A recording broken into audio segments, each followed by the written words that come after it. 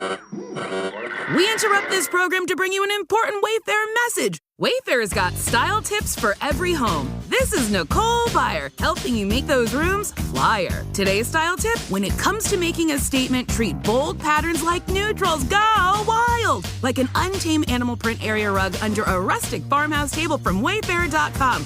Ooh, fierce! This has been your Wayfair style tip to keep those interiors superior. Wayfair, every style, every home.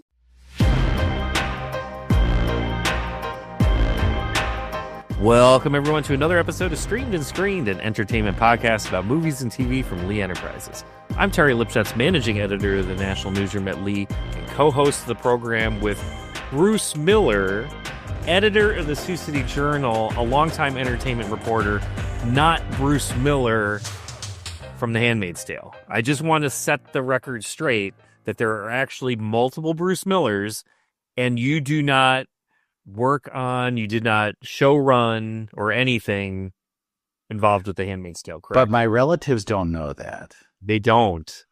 So when I go to those family reunions, they have no clue what I'm doing. Of course, they want spoilers with the show, and what can I say? You know? Well, you can give them because you watch the screeners, so you can be like, I have what seen happens.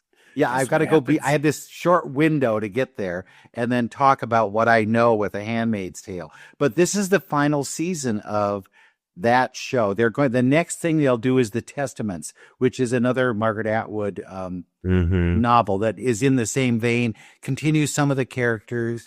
But this is the way that they wrap it up. And I think people have been waiting for this for a long time because there were those breaks and nothing kind of kills the buzz than a big long break for COVID, for strikes, whatever it might be. So now they kind of do a lot of catch up in these first episodes of The Handmaid's Tale, where somebody will show up from somewhere and they go, "Well, Terry, I haven't seen you for so long. What have you been doing?" And then Terry will then give his exposition about what's happened. And you go, "Oh, well, you know what I've been doing?" And then they can get into the story a little easier.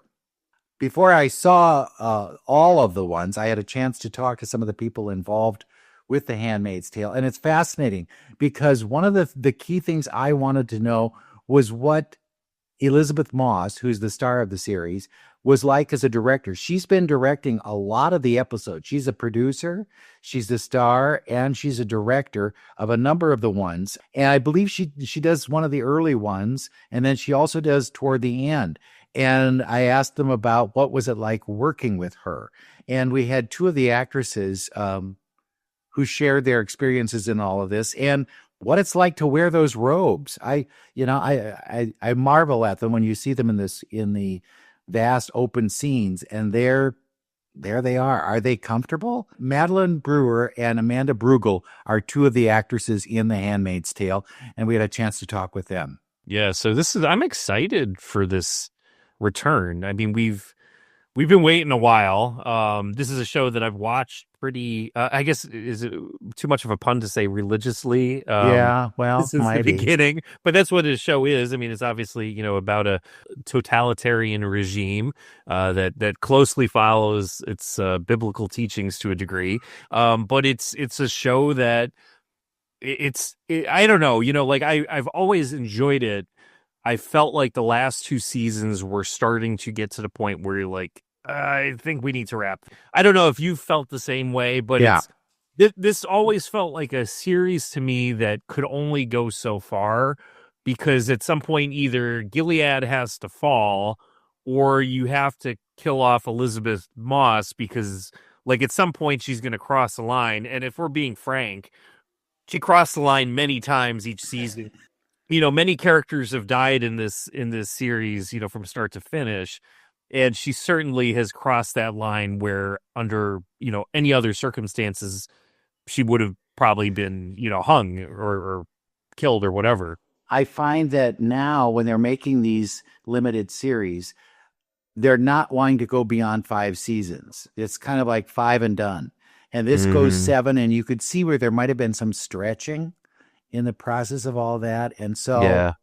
I bet you any money the next one will be 5 or less. And that's kind of the model now for these kinds of series. But I am glad that they're, like, and my wife and I had these conversations like, this, it's kind of running on. I did feel like last season when they moved the bulk of it into Canada and took a different approach was refreshing, so we kind of got out of Gilead. We got to see that there is a bit of a normal world out there outside of kind of this bleak, depressing setting, and things are a little bit It's sunnier. called Canada. It's called Canada, right? So, I think that was good. But at the same time, it just still felt like, we've kind of, I don't want to say jump the shark, but we've gotten to a point where we need to move this series on a little bit. And I'm looking forward to them kind of wrapping things up and then moving into the next life of it. And I think you do get surprises in this final season. I mean, their characters come back, and I this is as open as I can be about some of this, but characters that you didn't think were coming back are coming back. There are twists with certain things, and I think you want that big confrontation with June and the powers that be. And I think you get all what you're looking for, but I think you also get some seeds for this new series, and you'll see how they maneuver all of that. And I asked them too about, is it now really the time that we should be digging into The Handmaid's Tale? Because things seem so kind of like that, the series in just real life. And they said, well, no, because we've learned from this what we need to watch out for. And it's always going to be there. It's always going to be on some streaming service or some way to get a hold of the information if you want to see it. So it's there. But two of the characters that are really fascinating this season are played by Max Minghella and Josh Charles. Josh is new to the series, but Max has been around a long time, and he's kind of a sneaky one. Is that the best way I mean, he's not openly honest about what his intentions are. I think that's accurate. There's two sides to Max's character, which is, now as we've come to know him, Commander Nick Blaine. He originally was just a driver for Commander Waterford, but has, since been revealed he's playing a much larger role and has some background with other characters that are high up in the, Gilead hierarchy. So he's certainly an interesting character and has a very close relationship with June since the beginning of the show. And I am excited for Josh Charles. Like, he's one of those actors. Do you remember Sports Night? That short-lived yes. Because he was an anchor. It was like an ESPN type of drama, right? Behind the scenes of a sports journalism program. I loved him. He was really fun to watch on that show. And then, I see the clips that you shared with me before we're recording this, and I'm like, hey, there we go, a little sports night. I guess once the sports falls in the U.S., you got to move into other things. He's been on so many Good Wife series where you don't know, is he the bad guy or is he a good guy? And I think he plays that card very well in this run of Handmaid's Tale. But I got to talk to the two of them, and here's a bit of that conversation. Well, Max, for you, it's been certainly a long experience, right? And how has that shifted and changed for you over those years? It's been amazing. I mean, we were all so much younger when we started doing this. And yet I think we were old enough to appreciate it from the get-go that this was a pretty unique experience and a pretty unique group of people who are like just wonderful to work with. And the material is so good. And so we've never taken it for granted at any point. And I think it's been like amazing to sort of share this journey with an ensemble of such talented actors. How difficult is it to play those two sides? Is that easy, or is that, I need to learn how to do that in life? I think it's just good fun. I've always enjoyed the character. He's obviously he's like a spy on a spy on a spy, and there's something fun about that. And I've always found the show to be incredibly entertaining, and I'm grateful to play a character I like so much. Both of you, what is it like working with Lizzie as a director? Absolutely fantastic. I mean, I always feel that, really good, smart actors make fantastic directors, and she's no exception. She knows the world so well. She works tirelessly. I mean, she's a producer on this, a director, a star. I mean, it's insane, this bandwidth that she has to be able to make all of those things look so effortlessly. But she's very sensitive as a director, kind, thoughtful, gives great notes that are really smart and well thought out. And she creates a safe place to try to explore, to make mistakes. And I like that. It's not very tight in that regard. It's very free to try things. Max, did you see that kind of shift in her from being an actor to being a double hyphenate, whatever it might be, triple? Yeah, I mean, look, here's the thing about Lizzie is she's a producer on the show. She's a star of the show, number one on the call sheet, and she directs the show. And she's a real producer of the show. She's not like a sort of fake producer of the show. She does, there's more things she's doing beyond that she's not been credited for. And so her involvement has been incredible to watch. And she's so talented at all of these things. It's kind of insane. She's a true Renaissance person. I think what it's done is create a very safe environment, like Joe said, not just creatively, but actually just structurally on a very basic level. The production runs very smoothly. She's a huge part of why I did. What did this series teach you, especially about your own skills? When you're working with actors this good all the time, Bruce, it really keeps you on your toes. And I think I felt often just like a student, really, coming to this set. And I'm working with people like Josh, like Bradley, and Lizzie, these sort of veterans, and often people that I've just watched in my career and my life and aspired to be like, and then suddenly you're sharing scenes with them. There's something about that. This has been really lucky. The cast that we've got to work with on this show, and people have come in generously. It's been amazing. It's a pinch yourself situation. Well, Josh, when you see those kind of huge scenes that they have, where all of the handmaids are kind of together in groups and things, what does that feel like? Is it empowering, or what is that like when you're in front of that bunch? No, I know what you're saying. I mean, I experienced that on multiple scenes this season, and I'll be honest with you, like it's a very sort of cinematic theme of the show, of that sort of, of the relationship with them physically from above often, and you see the sort of the red and the white, and it really taps into my sort of Virgo sensibility. I like order. I like nice frame. I like things to be really symmetrical. And so watching it just from a sort of visual point of view is fascinating. It just tells so much of the story from just that perspective. So I always found that really interesting. Well, thank you both. It's been fun, and great good luck. I'll miss The Handmaid's Tale, but it has a nice goodbye. Oh, thank you, Bruce. Thank you so much, Bruce. Thanks. Thanks, Bruce, for that interview. Now, besides those two characters, you also got a chance to talk to a pair of female characters that are pretty well known in the series since I get pretty much from the beginning of the show, and they're going to wrap up. So what did they have to say? Yeah, it's they tell you about wearing those robes. They also talk about working with Elizabeth Moss, and they talk about the journey that they've been on, because this has been an interesting run for all of the actors who are involved. So it's Madeline and Amanda. Enjoy. During the course of this, did you all decide, this is how it's going to end, this is what it's going to be like? Did you have those conversations among cast members, or did you just say, well, we'll see what happens?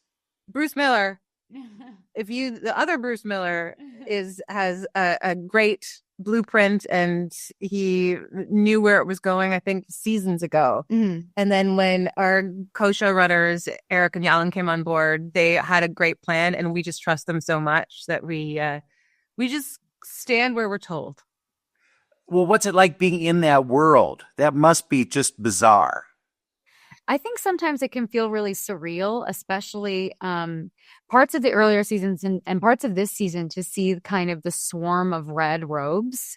It's truly a surreal thing because it's so cinematic, the way those robes flow. To be a part of the world it's strange. I mean, it's bizarre, and to put yourself in kind of these spaces emotionally and physically, and our production designer is made extraordinary. So, do you know what is strange?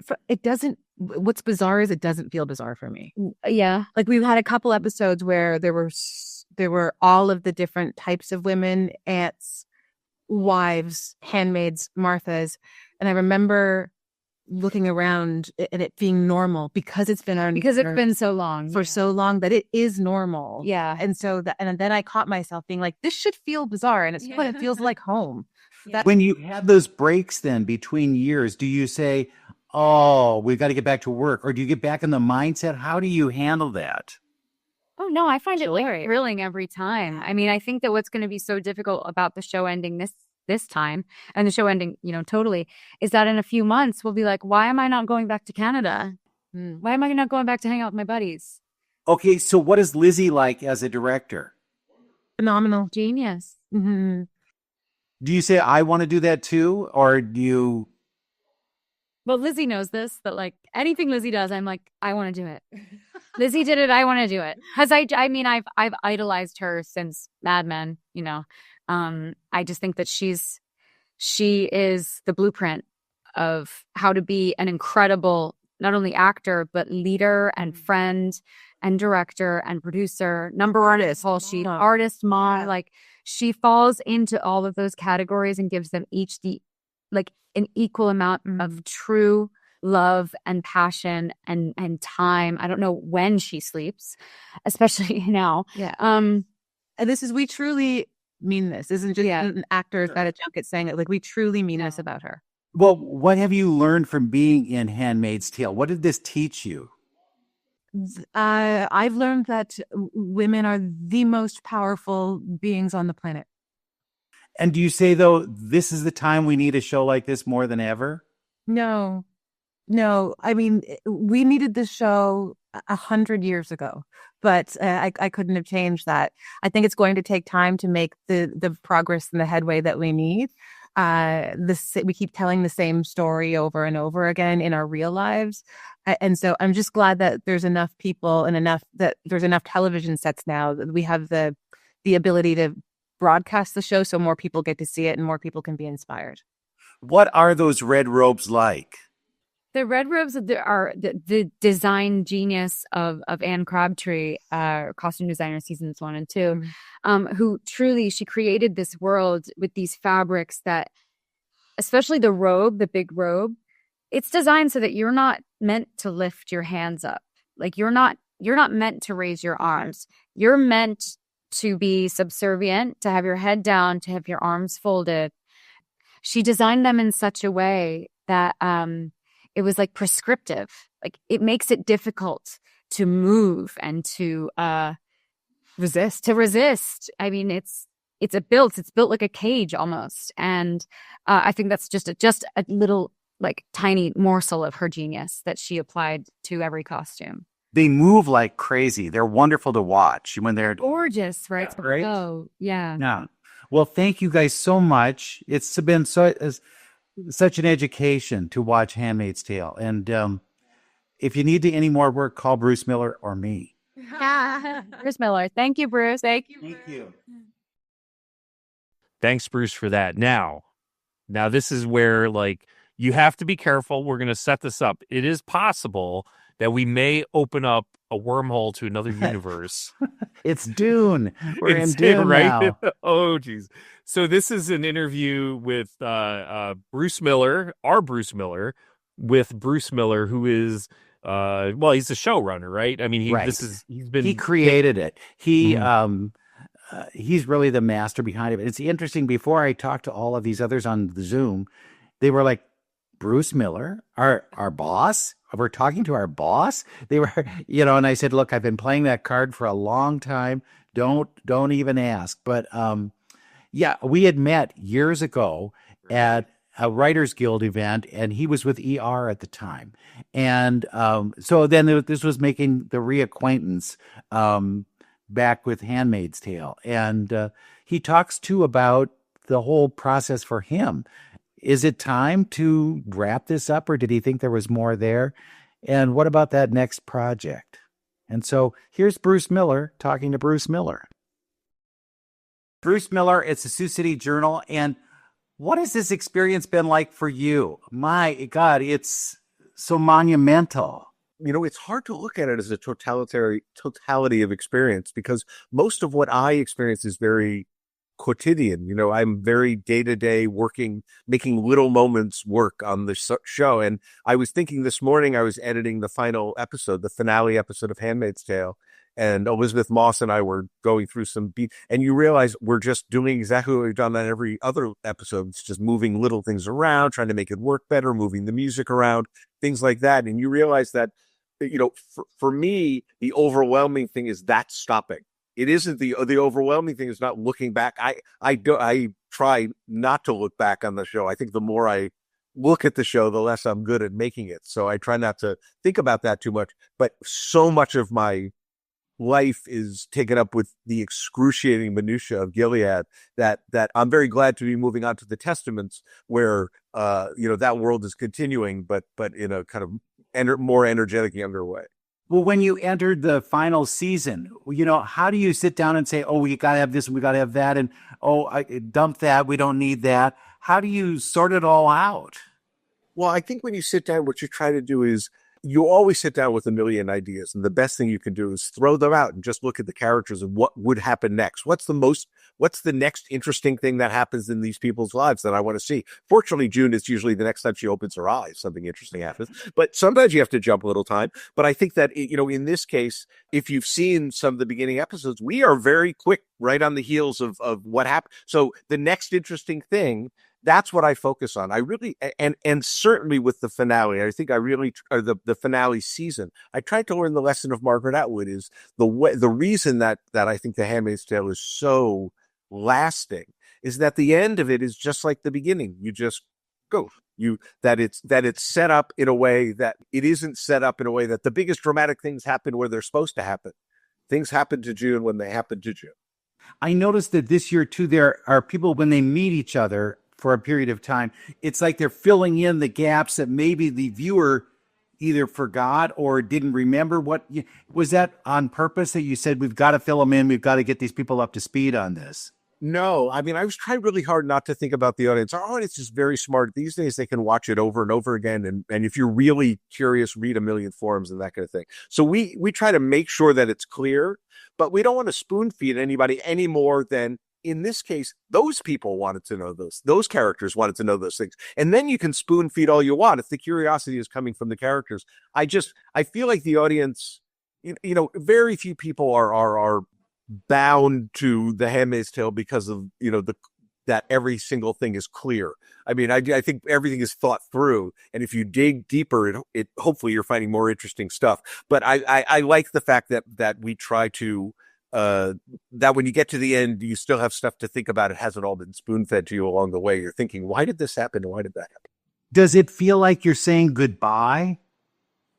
Yes, I think it especially to the characters. And I know that sounds strange because they're not real people, but it's writing for these characters, for those actors, for those roles that they're playing for. And over time in television, you work with the same people. So you get to say, okay, I write this and Yvonne Strahovski does that and I'll write this and she'll do that. And then I write that. So you're really working together, Yvonne and I, to make this character. And that's what you miss, is that collaboration creating this third thing. Because it's not because I don't want to collaborate with Yvonne. She doesn't want to collaborate with me. The third thing is kind of going away. And that's sad because you made it together. Can I just ask one last quick one? What did you spot in Lizzie when you said she could be a director? She could do a lot with this show. What was it? What was it? I mean, absolutely. It was the way that she played June to the camera in a way that really made you feel like you were seeing the show through her eyes. So she was basically directing it anyway. From the beginning, she was directing your emotional energy with her acting. So that made me feel like, oh, it's one step away from being behind the camera. Well, thank you so much. Thank you for the series too. And like I say, thank you for making the name good. You too. Please keep up the good work. All right, Bruce, thank you for that. I think we've all survived the collision of the Bruce Millers. We're not done with them, because if we've got the Testaments coming, there'll be more opportunities to make this kind of connection. So yeah, the wormhole is complete. That's right. Do we have a sense of when the Testaments is going to come out? Have they really given us a timeline of what to expect?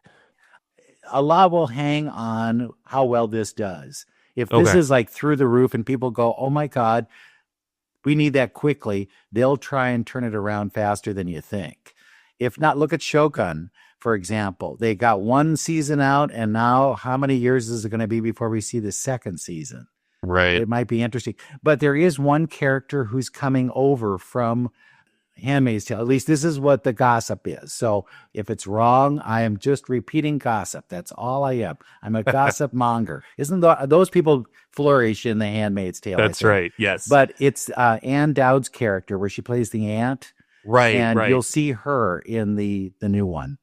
Yeah, I never read the original book, and I didn't read the updated book from Margaret Atwood, which the new series would be based on. But my understanding is that that second book is basically follows that, the Ann Dowd character from start to finish. And it's, if I also understand it correctly too, that book is supposed to take place like in the future, kind of like, a look back at that dystopian society, which has since crumbled and things are how great it used to be. Yeah. So it's like, we know to a degree that Gilead will fall at some point, but we don't necessarily know how or when or why, and that's hopefully some of this stuff will be revealed through this final season of The Handmaid's Tale, and then, of course, moving into the new series.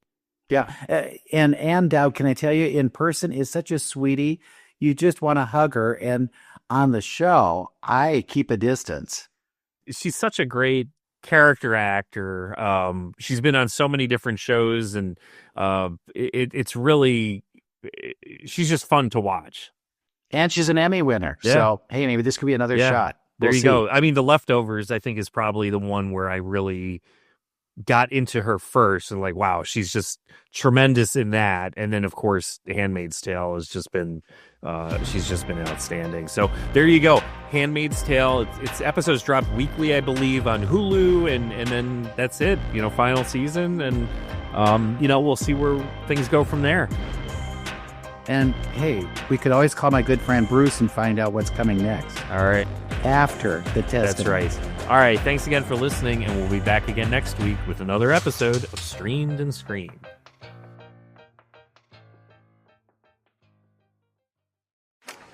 From taco night in Tulum to sushi in Tokyo, every bite is rewarding and post-worthy with Amex Gold's 4 times membership rewards points at restaurants worldwide. Wherever you dine, points are piling up. So bring your friends along for your next course, because it's not all about the posts. It's about the company and the memories. How can Gold from Amex sweeten your next food moment? Learn more at americanexpress.com/explore-gold. Terms and points cap apply.